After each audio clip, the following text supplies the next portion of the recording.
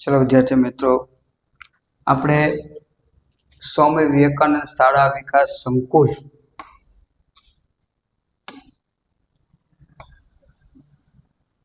પ્રથમ પરીક્ષા 3 કલાકનો સમય, વિષય છે વાણિજ્ય વ્યવસ્થા અને સંચાલન એટલે કે બી, અને કુલ ગુણ 100 નું પેપર છે આપણે એની મળી રહ્યા છે. તો વિદ્યાર્થી મિત્રો, આપણે કેટલાક પ્રશ્નોની ચર્ચા કરશું વિભાગ એ અને ખાસ કરીને વિભાગ બી.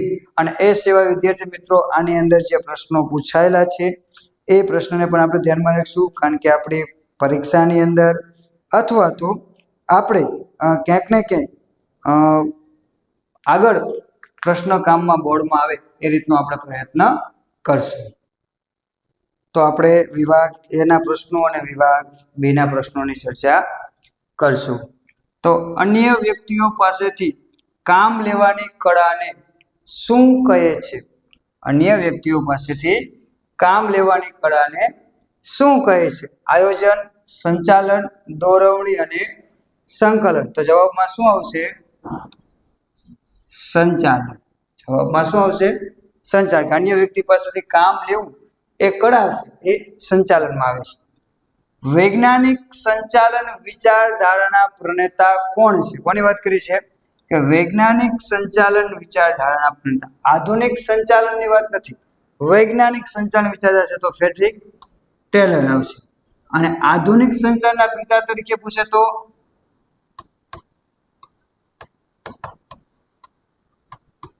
તો પીટર એફ ડ્રકર. કોઈ પણ કાર્યમાંથી ખોટી દિશામાં થતા બિનજરૂરી હલનચલનમાંથી ઉદ્ભવતો બગાડ દૂર કરવાની પદ્ધતિ એટલે શું? શું કીધું છે? કે કોઈ પણ કાર્યમાં ખોટી દિશામાં એટલે કે ખોટી દિશામાં હલનચલન થતું હોય અથવા બિનજરૂરી હલનચલન થતું હોય તો એના કારણે જે બગાડ ઉદ્ભવે છે તો એ દૂર કરવાની પદ્ધતિ એટલે શું? સમય નિરીક્ષણ, ગતિ નિરીક્ષણ, ભિન્ન વેતન દરની પદ્ધતિ કે કર્મચારી નિરીક્ષણ. તો શું આવશે? હલનચલનની વાત છે, ગતિની વાત છે એટલે ગતિ નિરીક્ષણ. સફળ આયોજન માટેની પૂર્વ શરત કઈ છે? સફળ આયોજન માટેની પૂર્વ શરત કઈ છે? સમયની લાંબી મુદત, સમયની ઓછી મુદત, વ્યવસ્થા તંત્ર કે પરિવર્તનશીલતા. શું છે? કે સફળ આયોજન માટેની પૂર્વ શરત કઈ છે? તો જવાબમાં શું આવશે? પરિવર્તનશીલતા એની પૂર્વ શરત છે તેમ આપણે કહી શકાય. માનવ સંબંધોને આધારે કુદરતી રીતે રચાયેલું માનવ સંબંધોનું જાળું કયા નામે ઓળખાય છે? શું કીધું છે? કે માનવ સંબંધોને આધારે કુદરતી રીતે રચાયેલું માનવ સંબંધોનું જાળું કયા નામે ઓળખાય છે? અવૈધિક વ્યવસ્થા તંત્ર, રૈખિક વ્યવસ્થા તંત્ર, વૈદિક વ્યવસ્થા તંત્ર કે શ્રેણી. તો આ બધા વૈદિકતાના માર્ગે છે. તો માનવ સંબંધોના માટે જવાબ કયો આવશે? અવૈધિક વ્યવસ્થા તંત્ર, જે આપોઆપ રચાય છે, જેમાં કોઈ વિધિ કે પદ્ધતિ હોતી નથી. હા, કે અવૈધિક વ્યવસ્થા તંત્ર એ વૈદિક વ્યવસ્થા તંત્રને પૂરક છે અથવા તો પડછાયો છે એમ કહી શકાય, સ્વતંત્ર નથી. કયું વ્યવસ્થા તંત્ર એ વૈદિક વ્યવસ્થા તંત્રનો પડછાયો છે? શું કીધું છે? કે કયું વ્યવસ્થા તંત્ર એ વૈદિક વ્યવસ્થા તંત્રનો પડછાયો છે? અવૈધિક, રેખિક, શ્રેણિક કે કાર્ય અનુસાર. બરોબર? કે હા, તો મેં હમણાં તમને વાત કરી, બરોબર, ઉપર જ વાત કરીને જવાબ નીચે આવી ગયો. વૈદિક વ્યવસ્થા તંત્રનો પડછાયો અવૈધિક વ્યવસ્થા તંત્ર. બિન સંચાલકીય કર્મચારીની પસંદગીની પ્રક્રિયા કેવી છે? જો કોની વાત કરી છે? બિન સંચાલકીય. સંચાલકીય અને બિન સંચાલકીય, આ ધ્યાન રાખજો. સંચાલકીયની અંદર આવશે લાંબી અને વિશિષ્ટ. સોરી, આમાંથી એક જવાબ નથી. બરોબર? લાંબી અને અથવા તો શું નહીં, વિશિષ્ટ અને શું નહીં તેવો જવાબ આવે છે. પણ આયા વાત કરી છે બિન સંચાલકીય. બિન સંચાલકીયનો જવાબ આવશે ટૂંકી અને સરળ. એમાં બહુ બધી પરીક્ષા લેવાની, પદ્ધતિ અપનાવી, ઇન્ટરવ્યુ લેવાની એવું નથી, કારણ કે ત્યાં બહુ વિચારવાનું કામ નથી. ત્યાં વિશેષ શારીરિક કાર્ય છે એટલે તે પ્રક્રિયાની પસંદગી કેવી છે? સરળ અને ટૂંકી. દોરવણીની જરૂર કઈ સપાટીએ હોય? જો આ ધ્યાન રાખજો કે દોરવણીની જરૂર કઈ સપાટીએ હોય છે. તો ઘણા બધા પ્રકાશનોની અંદર આ જેવો ફોટો આપેલો છે. દોરવણીની જરૂર દરેક સપાટીએ છે. દોરવણીની જરૂર દરેક સપાટી. આપણે 3 સપાટી છે: ઉચ્ચ સપાટી, મધ્ય સપાટી અને તળ સપાટી. એ 3 સપાટી છે તેમ આપણે કહી શકીએ. અબ્રાહમ માસ્લોની જરૂરિયાતોનો અગ્રતા ક્રમનો સિદ્ધાંત કયા વર્ષે અમલમાં આવ્યો? કે અબ્રાહમ માસ્લોની જરૂરિયાતોનો અગ્રતા ક્રમનો સિદ્ધાંત કયા વર્ષે અમલમાં આવ્યો હતો? 1940, 1943, 1953 કે 2003 ની અંદર? તો જવાબમાં શું આવશે? 1943. નીચેનામાંથી કયું કાર્ય અંકુશનું કાર્ય નથી? નીચેનામાંથી કયું કાર્ય, જો અહીંયા ભૂલ છે, પ્રશ્ન નંબર 10 આવશે કે નીચેનામાંથી કયું કાર્ય અંકુશનું નથી? અંકુશનું કયું નથી? કાર્યોની પદ્ધતિ, ધોરણો સાથેની સરખામણી, ઉદ્દેશો નક્કી કરવા કે વિચલોની જાણકારી કરવાની. તો અંકુશનું કાર્ય નથી, કાર્યોની પદ્ધતિ. કાર્યોની પદ્ધતિ. બરાબર. ત્યારબાદ આયોજન એ ધંધાકીય શાસ્ત્રનું મગજ છે. તો વ્યવસ્થા તંત્ર એ શું છે? શું કીધું છે? કે આયોજન એ ધંધાકીય શાસ્ત્રનું મગજ છે. તો વ્યવસ્થા તંત્ર એ શું છે? તો વ્યવસ્થા તંત્ર એ શારીરિક માળખું છે. અને કર્મચારી વ્યવસ્થા એ શું છે? હાથ પગ છે.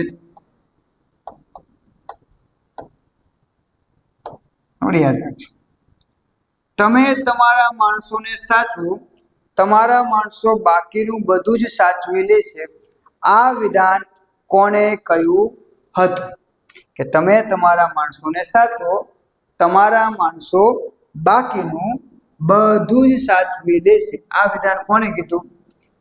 F.W. ટેલરે, પ્રોફેસર ઉર્વિકે, ક્રિસ ઓર્ગેરેસે કે પીટર એફ ડ્રકરે? તો જવાબમાં આવશે પ્રોફેસર ઉર્વિકે આ વાક્યને કીધું છે. આયોજનનું કાર્ય એટલે શું? રોજબરોજનું કાર્ય, નિશ્ચિત કાર્ય, પસંદગીનું કાર્ય કે મુશ્કેલ કાર્ય? તો આયોજનનું કાર્ય એટલે પસંદગીનું કાર્ય. આગળ આપણે એકમનું જીવન ધ્યેય નક્કી કરતી યોજના કઈ છે? કાયમી યોજના, સુનિયોજિત યોજના, વ્યૂહાત્મક યોજના કે એક ઉપયોગી યોજના? તો કે જીવન ધ્યેય નક્કી કરવા માટે વ્યૂહાત્મક યોજના.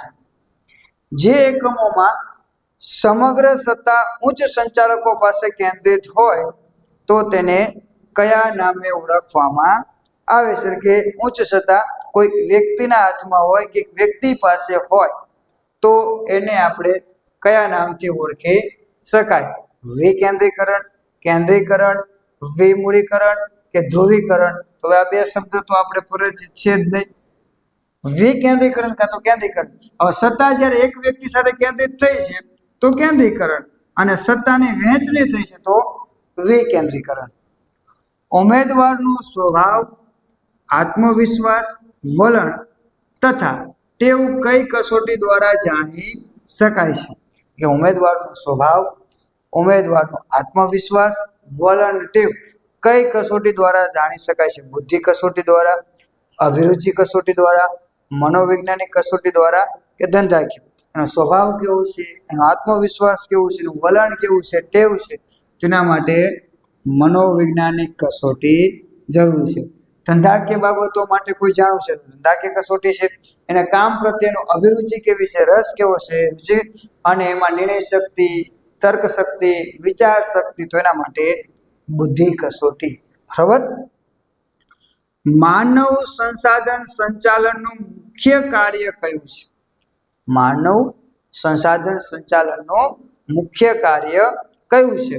વેચાણ વૃદ્ધિ, ગુણવત્તા અંકુશ, કર્મચારી આયોજન કે ઉત્પાદન? તો કે માનવ સંસાધન સંચાલનનું મુખ્ય કાર્ય કયું છે? તો એમાં મુખ્ય કાર્ય કયું આવશે? તો કે કર્મચારી આયોજન. માસ્લોની જરૂરિયાતોનો અગ્રતા ક્રમ અનુસાર પહેલી જરૂરિયાત કઈ છે? કે માસ્લોની જરૂરિયાતોનો અગ્રતા ક્રમ, કે એમને આ પ્રકારનો જે કોષ્ટક આપેલો છે એમાં 5 પ્રકારની જરૂરિયાતો દર્શાવી છે. એમાં આ પહેલા નંબરે, આ બીજા નંબરે, આ ત્રીજા નંબરે, આ ચોથા નંબરે અને આ 5મા નંબરે. તો પ્રથમ સ્થાને કોણ આવે? શારીરિક જરૂરિયાતો, પછી સલામતી, પછી સામાજિક, સલામતી, એ રીતે એના 5 ક્રમો અને પ્રતિષ્ઠાની જરૂરિયાતો સૌથી ઉપર છે. અંકુશ એ કેવી પ્રક્રિયા નથી? તો સતત, આંતરિક, જળ કે ગતિશીલ? તો અંકુશ એ જળ પ્રક્રિયા નથી, તેમ આપણે કહી શકાય. અંકુશનું કાર્ય કઈ સપાટીએ થાય છે? તો આમાં પણ ધ્યાન રાખજો. અંકુશનું કાર્ય કઈ સપાટીએ થાય? દરેક સપાટીએ, ઉચ્ચ સપાટીએ, મધ્ય સપાટી કે તળ સપાટીએ? તો આમાં પણ પ્રશ્નો ભૂલ રહેશે. આપણો જવાબ આવશે અંકુશનું કાર્ય દરેક સપાટીએ જોવા મળે છે, તેમ આપણે કહી શકીએ છીએ. ત્યારબાદ વિદ્યાર્થી મિત્રો આપણે ચર્ચા કરવાની છે વિભાગ બી ના પ્રશ્નોની કેટલીક ચર્ચા કરશું. મધ્ય સપાટી સંચાલનને બીજા કયા નામથી ઓળખી શકાય? તો અધિકારીઓની સપાટી.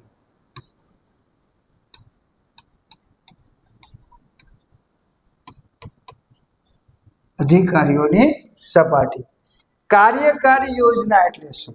તો એનો જવાબ તમે લખી શકો છો. અહીંયા હું લખી નહીં શકું આખો. તો કે ધંધા કે એકમના વિભાગો, કાર્ય જૂથો અને વ્યક્તિઓ પાસેથી કાર્ય સંબંધી અપેક્ષિત પરિણામો મેળવવા માટે ઘડવામાં આવતી યોજનાને કાર્યકારી યોજના તરીકે ઓળખવામાં આવે છે. બરાબર. ત્યારબાદ કર્મચારી વિના વ્યવસ્થા તંત્રને કોની સાથે સરખાવવામાં આવેલા છે? તો કે આત્મા વગરના હાડપિંજર સાથે.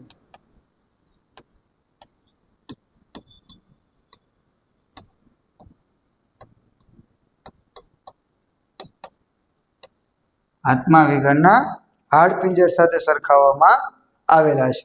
દોરવણીના તત્વો જણાવો. તો દોરવણીના તત્વો કેટલા છે? 4 છે. એક પહેલું નિરીક્ષણનું કાર્ય,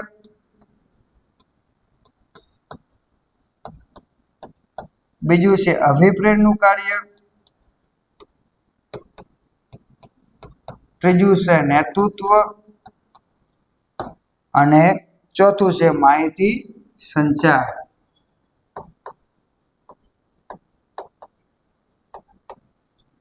કાર્ય કયું છે? તો આ પ્રશ્ન આપણને 2 ગુણમાં પૂછાયેલો છે કે દોરવણીના તત્વો કુલ કેટલા છે એની યાદી આપ. તો આટલો જવાબ છે એમાં કે દોરવણીના 4 તત્વો છે: નિરીક્ષણ, અભિપ્રેરણ, નેતૃત્વ અને માહિતી સંચાર. વિચલન એટલે શું? હવે આ પ્રશ્ન ઘણી બધી વાર આવેલો છે. તો કે અંદાજિત લક્ષ્યાંકો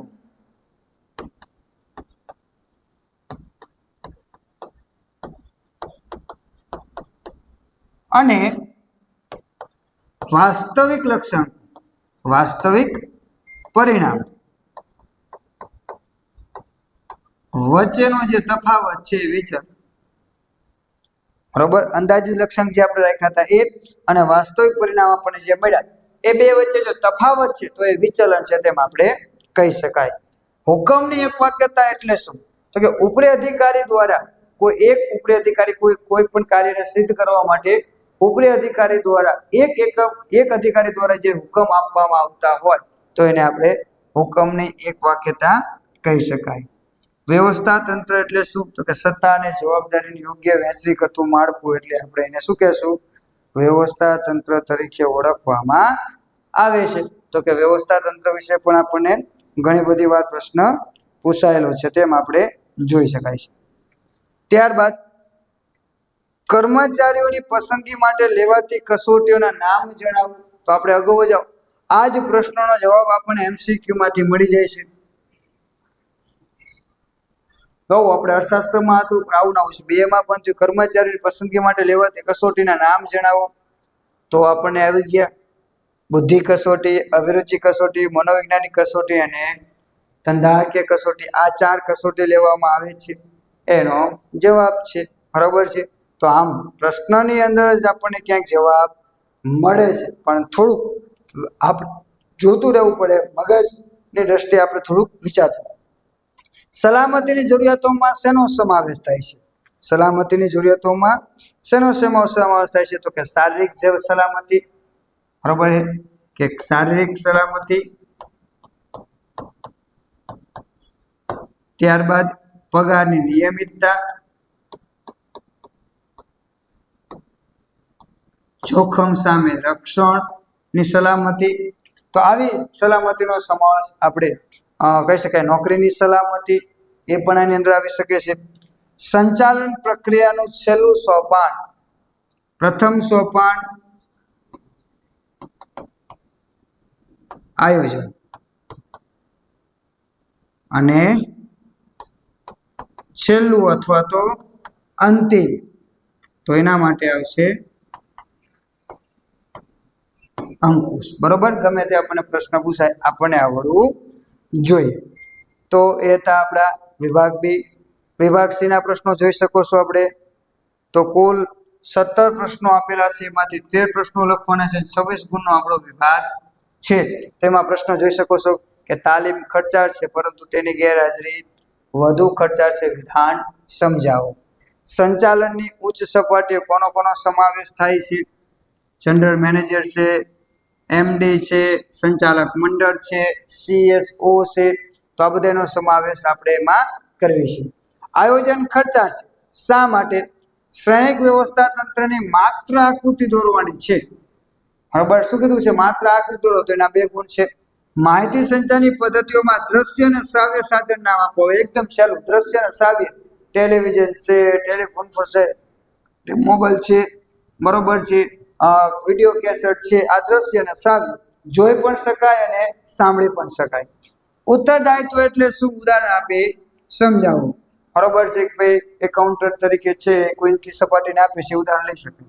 અંકુશ એ રચનાત્મક પ્રવૃત્તિ છે, સમજાવો. કિંમત અંગેના નિર્ણયમાં કઈ કઈ બાબતોનો સમાવેશ થાય છે? વૈજ્ઞાનિક સંચાલન એટલે શું? માસ્લોની જરૂરિયાતોનો અગ્રતાક્રમ આકૃતિ દ્વારા દર્શાવો. મેં તમને હમણાં જ કીધી હતી, બરોબર. હુકમની એક વાક્યતાનો સિદ્ધાંત જણાવો. જો હવે આ જ પ્રશ્ન આપણને 1 ગુણમાં પણ છે ને એ જ પ્રશ્ન આપણને 2 ગુણમાં છે. હવે 1 ગુણનો પ્રશ્ન આમાંથી આવી ગયો. ગૌણ યોજના કોને કહેવાય? રેખિક વ્યવસ્થા તંત્રને શા માટે વિભાગીય વ્યવસ્થા તંત્ર તરીકે ઓળખવામાં આવે છે? કે રેખિક વ્યવસ્થા તંત્રને વિભાગીય વ્યવસ્થા તંત્ર તરીકે ઓળખવામાં આવે. શા માટે? તો કે વિભાગને મહત્વ આપે છે. વૈધિક માહિતી સંચારની ટૂંકમાં સમજૂતી આપો. વિકાસ એટલે શું? કર્મચારી વ્યવસ્થા એ માત્ર કર્મચારી કલ્યાણકારી પ્રવૃત્તિ નથી. શા માટે? ધંધાના અસ્તિત્વને જોખમમાં મૂકતા બાહ્ય પરિબળો કયા છે? બરોબર, એ આપણે જોઈ શકાય છે. ત્યારબાદ વિભાગ ડી, શ્રેણિક વ્યવસ્થા તંત્ર વિશે નોંધ લખો. કુલ 8 પ્રશ્નો લખવાના છે અને 24 ગુણ છે, એટલે દરેકનો ગુણ છે 3. શ્રેણિક વ્યવસ્થા તંત્ર વિશે નોંધ લખો. સંચાલનનું મહત્વ જણાવો. આયોજન ધંધાની સફળતાની ચાવી છે. સંચાલન એક વ્યવસાય છે. સંચાલનના સિદ્ધાંતોનું મહત્વ સમજાવો. અંકુશ પ્રક્રિયાના તબક્કામાં સુધારલક્ષી પગલાં અંગેની સમજૂતી આપો. સંચાલન 9 પ્રશિષ્ટ વિચારધારાઓ વિશે સમજાવો. દોરવણીનું મહત્વ જણાવો. કાર્યકારી અને આકસ્મિક યોજના સમજાવો અને જવાબદારીની સોંપણી વિશે ટૂંક નોંધ લખો. ત્યારબાદ કર્મચારીઓ એકમના હાથ પગ સમાન છે. વિધાન સમજાવો. આયોજન અને અંકુશ વચ્ચેનો સંબંધ જણાવો. તો આપણા વિભાગ ડી ના પ્રશ્નો. અને વિભાગ ઈ તમે જોઈ શકો છો. માહિતી સંચારનો અર્થ આપી તેની લાક્ષણિકતાઓ સમજાવો. સંચાલનની વિવિધ સપાટીની આકૃતિ દોરી તળ સપાટી સંચાલનના કાર્યો જણાવો. તાલીમ એટલે શું? તેનું મહત્વ સમજાવો. આયોજનનો અર્થ આપી તેના ફાયદા અને ગેરફાયદા જણાવો. ફાયદા અને ગેરફાયદા આ પ્રશ્ન જોજો. પસંદગીની પ્રક્રિયા સમજાવો અને અંકુશનું મહત્વ સમજાવો. તો આપણને 5 ગુણના પ્રશ્ન છે, એમાંથી આપણે કેટલા લખવાના છે? 4 પ્રશ્નો લખવાના છે. તો આવા જ આપણને પ્રશ્નો પૂછાશે. તો વિદ્યાર્થી મિત્રો, પેપરની અંદર ખૂબ જ સારા માર્ક લાવો તે માટે બેસ્ટ ઓફ લક. આભાર. Thank you.